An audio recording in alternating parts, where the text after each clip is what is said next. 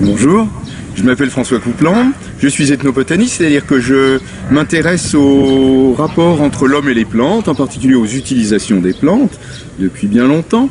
Et je suis également écrivain, là je viens d'écrire un livre qui s'appelle « Faites pousser vos protéines ». Parce que souvent les gens me demandent mais si je deviens végétarien, est-ce que je ne vais pas manquer de protéines ? Alors, ma réponse est non. On sait bien déjà que céréales et légumineuses, ça se complémente. Mais il y a quelque chose qui est vraiment important et dont je voudrais vous parler. C'est que dans les parties vertes des végétaux, c'est-à-dire dans les feuilles, vous avez des protéines également. Je vais prendre cet exemple ici. Là, vous allez tout de suite reconnaître cette plante, hein, ortie. Voilà, des petites pousses d'ortie.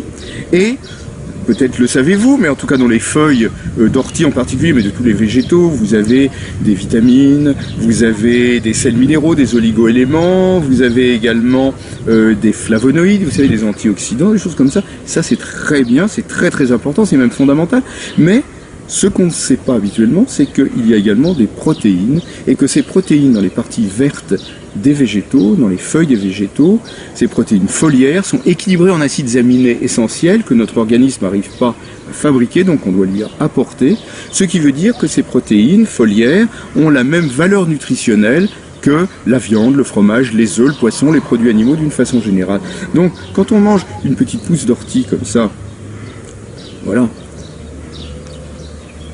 d'une part c'est bon, ça permet de faire plein de préparations différentes, et en plus on apporte à son organisme véritablement des quantités significatives, non seulement de micronutriments, mais également de protéines. Voilà. Entre 6 et 8% de protéines équilibrées en acides aminés, c'est quelque chose qui est loin d'être négligeable. Voilà.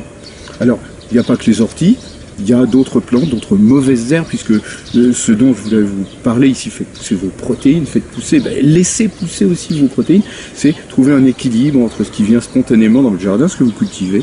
Donc moi c'est la partie nature sauvage. On continue un petit peu si vous voulez. Alors là, je vais vous montrer la plante que détestent tous les jardiniers.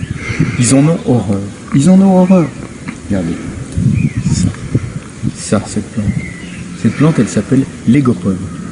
Égopode, elle se propage par des tiges souterraines, des rhizomes, et elle envahit, elle envahit. Quand on en a dans son jardin, on ne peut plus s'en débarrasser.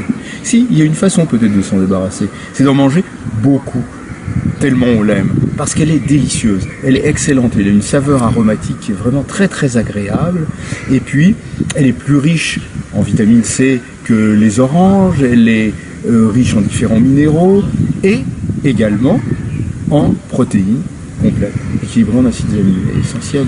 Donc vraiment c'est bien, faites des quiches, faites des gratins, faites des soufflés. Mangez-la de toutes les façons possibles et imaginables, vous serez très content. Et puis là, comme on est dans les sous-bois un petit peu, il y a une autre plante que je voudrais vous montrer, là qui fait des jolies fleurs blanches et des grandes feuilles. Comme ça. Ça, c'est l'ail des ours. Vous avez sûrement entendu parler parce que c'est devenu très à la mode. Et on en trouve des champs entiers. Ça sent l'ail, c'est extraordinaire. Alors avec ça, bon, bah évidemment, classique, c'est le pesto, quoi. Je voudrais vous montrer une plante que j'aime beaucoup. Ça s'appelle le plantain lancéolé. Toc, voilà, regardez, c'est une feuille, ça se reconnaît facilement. Et puis quand on froisse entre les doigts, eh bien on sent rapidement une petite odeur de champignon qu'on va retrouver au goût. Et alors ça c'est vraiment super parce que avec ça je fais du pesto. Je fais du pesto de plantain et du pesto qui a le goût de champignon. C'est vraiment super bon quoi. Vraiment très chouette. Voilà. Donc si vous voulez, toutes ces plantes sauvages qui poussent, alors dans la nature bien sûr, elles poussent aussi dans votre jardin. Quand c'est dans votre jardin, souvent vous appelez ça des mauvaises herbes. Et ben c'est dommage de les arracher comme ça sans y penser, vous voyez. Il y en a beaucoup, vous pouvez les utiliser directement de toutes sortes de façons différentes, que ce soit en salade ou que ce soit cuite, et vous allez bénéficier de toutes leurs vertus parce qu'elles sont bourrées de propriétés nutritionnelles qui valent vraiment la peine. Je vous ai parlé des protéines beaucoup, il y a tous ces autres micronutriments qui sont vraiment importants, c'est ce qui nous manque le plus en fait dans la réalité des faits.